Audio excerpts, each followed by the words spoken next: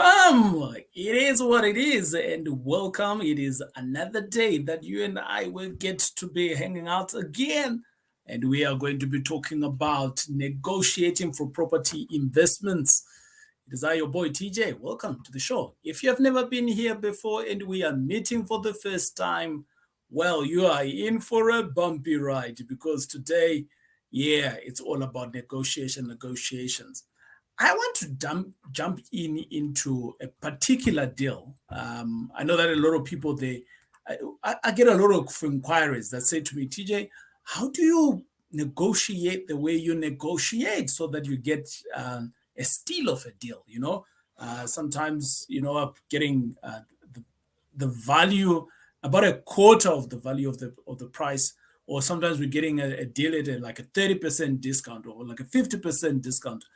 How do you do that? That is the first question. And I do think that a lot of people can do this, but we just need to learn how to do this. I want to assure you that when you're doing property investment, I think property investments, for me, that is I want to do it so that I can earn some money. So there's a huge difference between investing, between negotiating a deal where a property you're going to be staying in. And there's a huge difference, in my view, if you are going to be buying a property for particularly investing. Because if I'm in it for an investment, I'm in it to be earning some money. And I'm in it to be earning some money from day number one. A lot of you're going out there, and I see some people, you are all getting into this thing of buying some of these developments because the investments,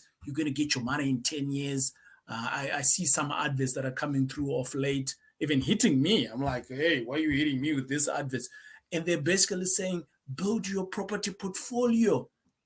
And I look at some of these deals, I'm like, but this is a development. I'm not even making money in year number one or year number two or year number three. So today we're going to be talking about how you can be making that money in year number one. How about day one, actually?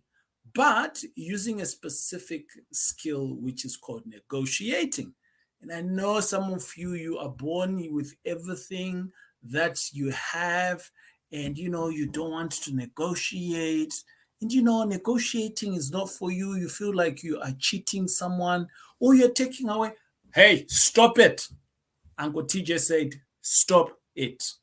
If you are in the property investment space, we want to maximize our returns. So how best do you do that? Stay tuned. Today, we are going to be exploring it. So the first one that I want to mention here, before actually are going into a particular property, the thing of negotiating is that you can't just go in and negotiate.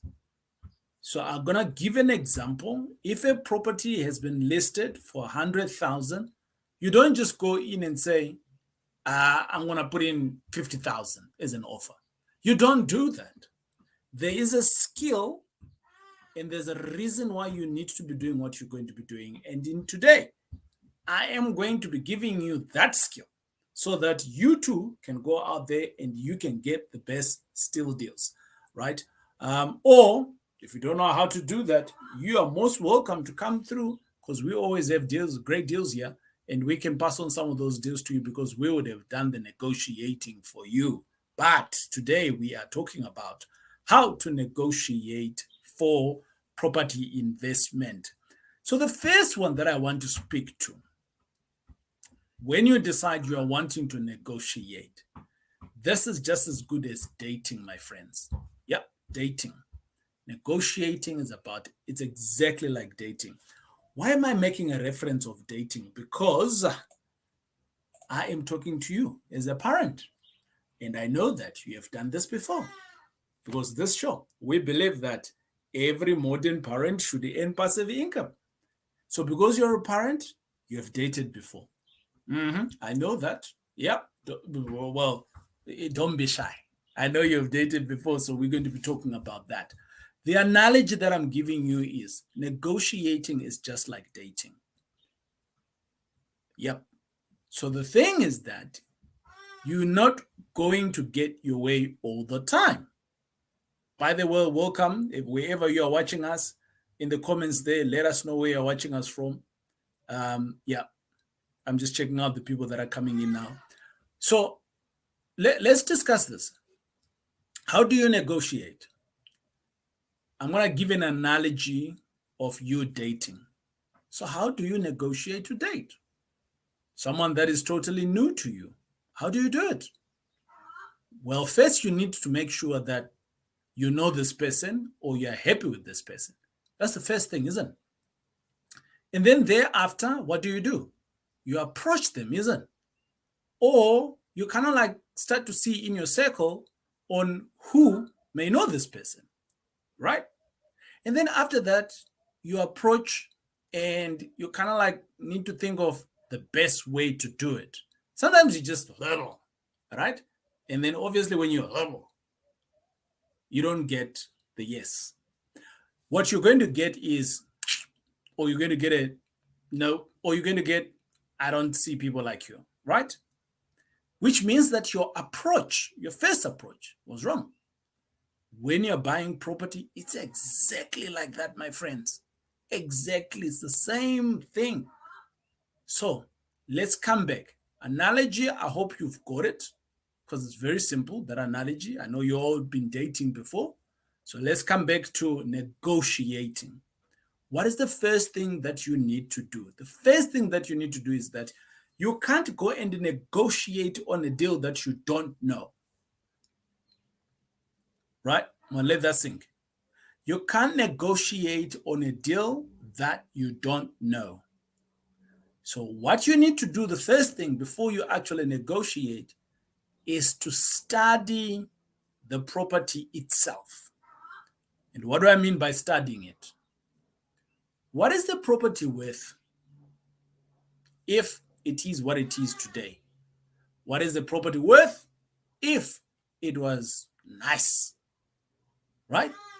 There might be a difference there between the two.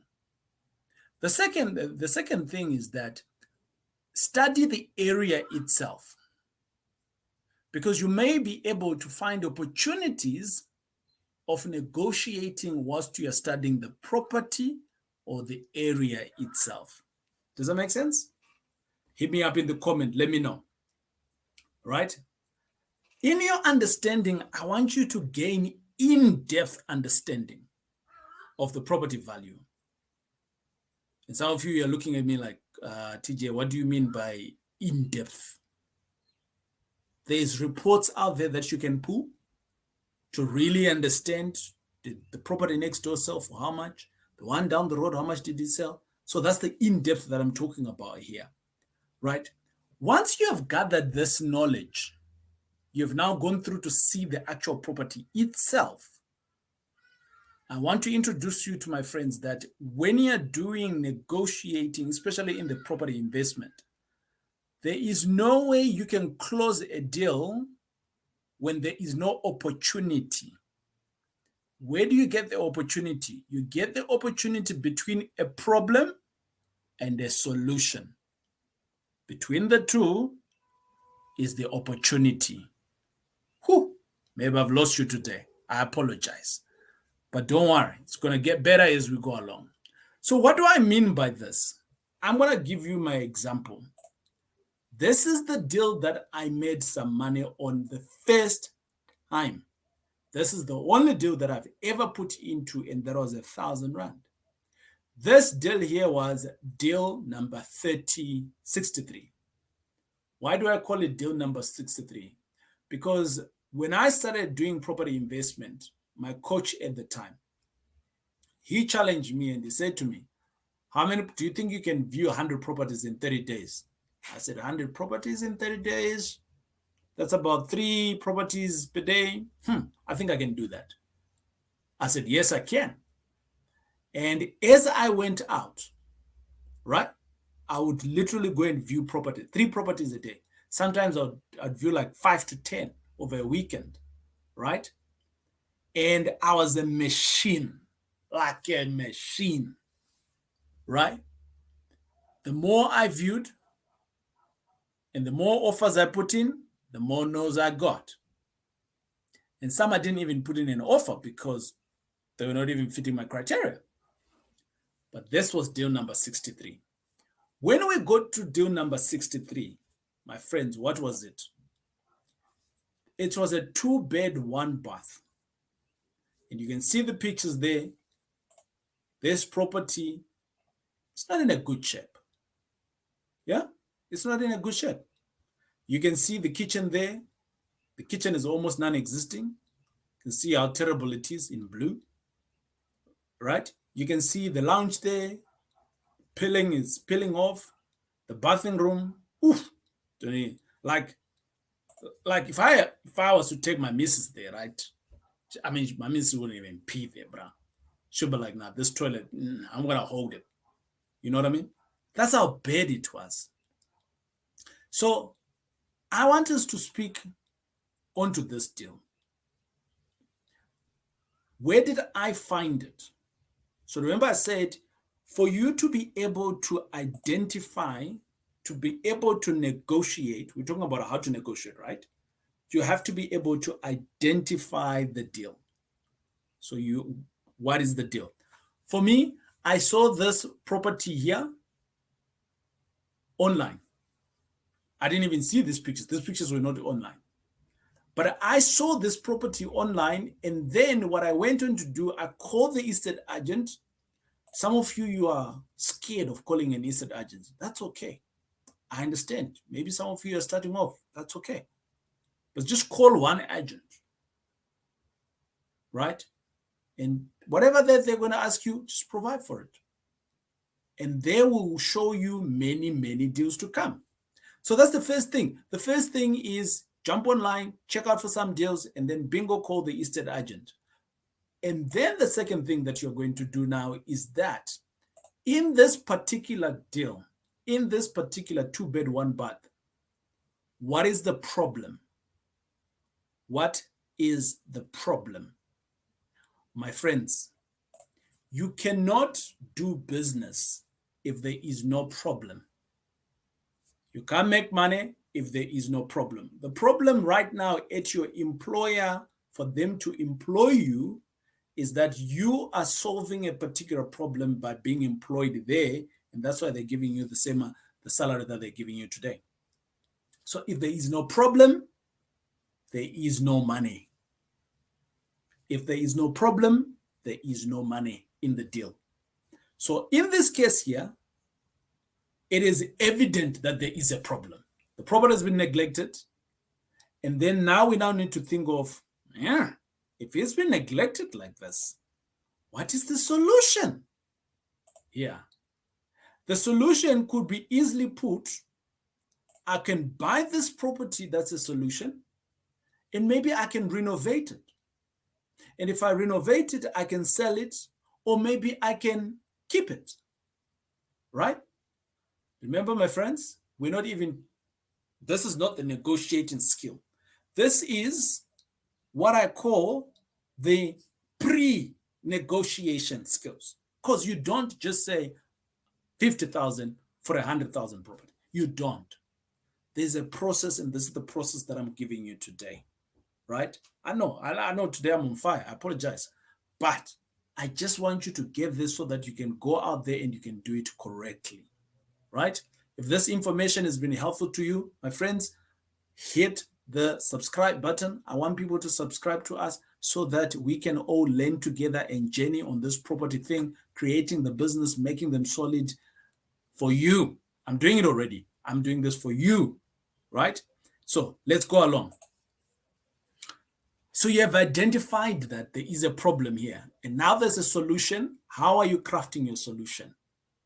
If you're going to buy this property, the first thing that I want to ask of you is that, remember I did say you need to look into the deal in depth, right? So if you are going to buy this property the way it is right now, run down, how many other properties are out there that are not run down, that are well kept in good condition? And what is the value of those properties? Now that becomes your market value, your high value, right? And then Remember, we said we need to buy this property. Now that we have bought the property, what is the cost of buying the property? We need to have a few assumptions and some facts. There's many property reports that you can gather around to give you factual figures on how much it is to buy a property, what is the cost of actually buying, right? Other costs. So now that you've got those factors in place and you know what is the high value, the other thing that we now need to think about is between the two, right? Between the two, this is the opportunity, and between the problem and the solution, right? What is the difference here? So the difference here now is going to be, okay, if you were to buy this property at a market value, you'd be paying 100,000, right? That's the first thing. But now you now need actually to say to yourself, hold on, I can pay 100,000 because I need to go and renovate. What is the cost of renovation? Now you're subtracting that amount now from the property, from the value of the property. Okay. And then the second thing that we are now going to do here is, because maybe we're giving an example here of 100,000. So maybe renovation is going to be another 10,000 to renovate this place. Maybe it's going to be another 10,000 for the cost of buying, legal fees and those kind of things. So you're all in at 20, right? So with this 20, we know that when the property is done, it's worth 100,000. So how much should you actually now offer as a offer? How much should you offer the property now? You know already that today it's going to cost you 20 grand. The property, when it's fully used up, is 100 grand. How much should you offer? So you've identified the problem and you've identified the solution. You've got the two numbers now. Should you offer 70? If you subtract 70 from 100 and then you're 20, if you had to sell this thing, you're going to make about 10. Should you maybe offer 60? Should you maybe offer 50? Should you maybe offer 30? Should you maybe offer 40? I don't know, right? But that is the route in which you need to follow for you to identify how much you should be offering. What is the profit that is acceptable to you, right? So is 10 grand a possible profit? Is it a good reward for you? If I'm to give you this property today and say you're going to make 10 grand, is it worth your time? So that's the other aspect. Before you negotiate, you need to say to yourself, I'm always good if I put in my money here. If I'm going to be banking, let's say 20 grand. How do you get to 20 grand? What are you worth per hour? What are you worth per day? How much hard do you want your money to work? In other words, if you're to ever put money out, what kind of returns are you putting in? So you need to have some guidelines. I want my money to be making, let's say, 15% at a minimum. I want my money to be making 20% at a minimum. Whatever the guideline is. Now, when you're negotiating, these parameters are in place. And when the deal comes through, now you know when it gets to 50, when it gets to 60, it's working or it's not working for you.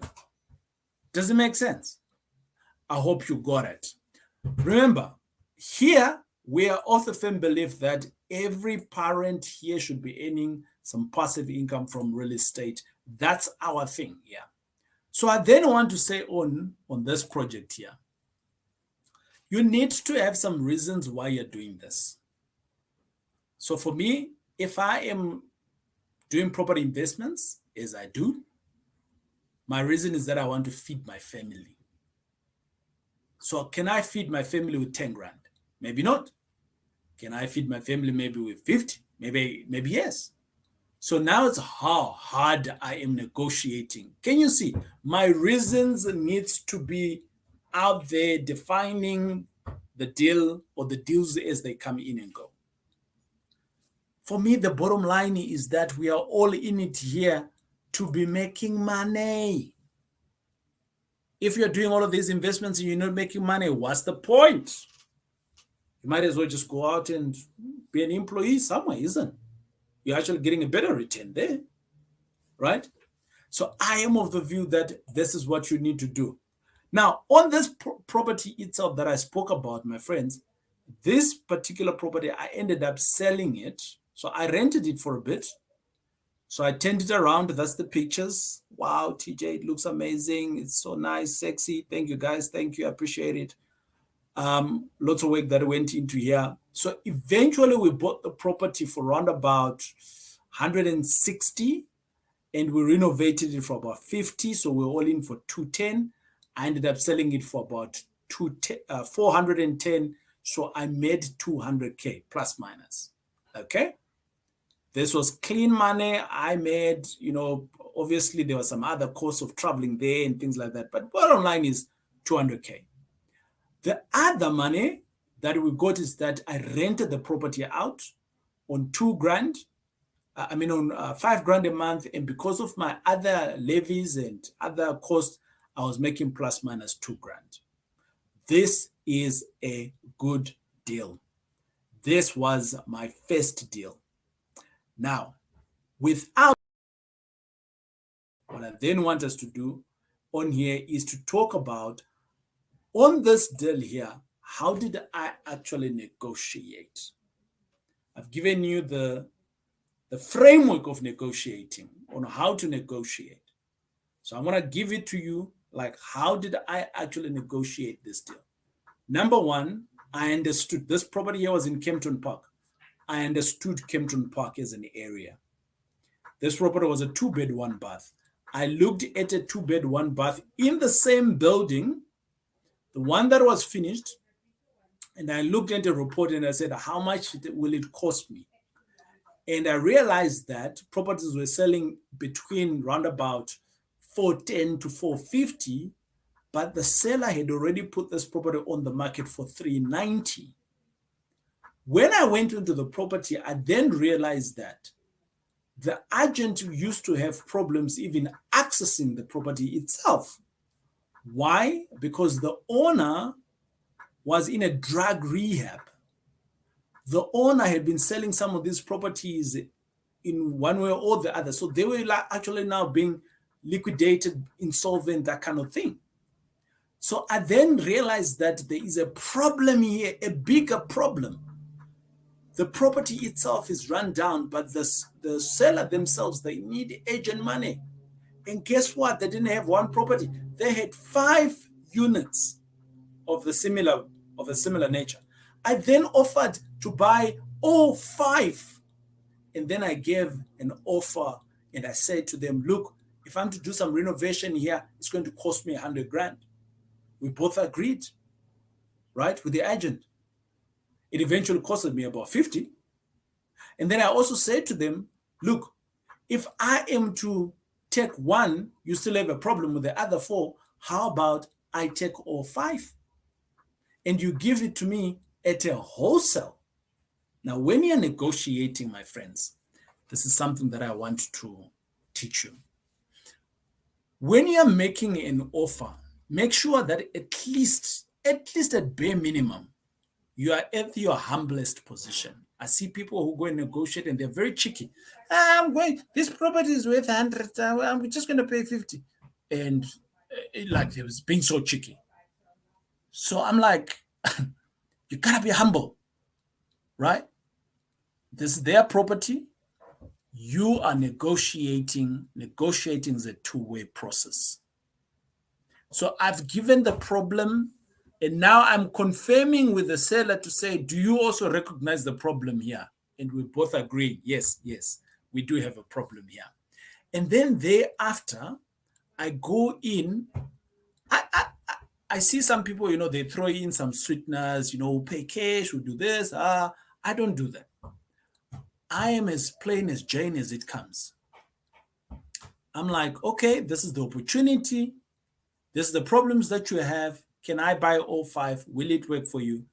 And then thereafter, we then go into very important part of negotiating. You have spoken through your negotiation. It's verbally. Now it's about documenting it. A lot of people will miss this part. When you negotiate, it's important for you to actually document it. Because if you document it, the other person is going to look at you seriously.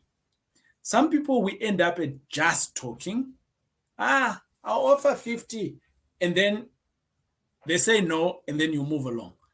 I put in an offer in writing. I am serious, and these are the conditions of that. And then remember, it is all about reaching a fair agreement. It is all about reaching a fair agreement between you, seller, and buyer and seller. And finally, if you have reached your agreement, then you make sure that everything is properly documented and it's signed. Everything is properly documented and it's signed. And then voila, you have concluded, my friends, you're successful negotiating on a deal. I hope this is making sense. By the way, I did say that if this is giving you any form of value, don't forget to subscribe. I need to know that you're here. We come out live Mondays and Wednesdays, and we talk about deals. And today I didn't want to talk about a deal. I wanted to kind of like educate us on how I would approach negotiating. In this video, I called it how to negotiate for property investment for a reason, because I also want you to go and negotiate there. But you don't always need to negotiate. What do you mean, TJ? I'll check you out on the next video. It is I,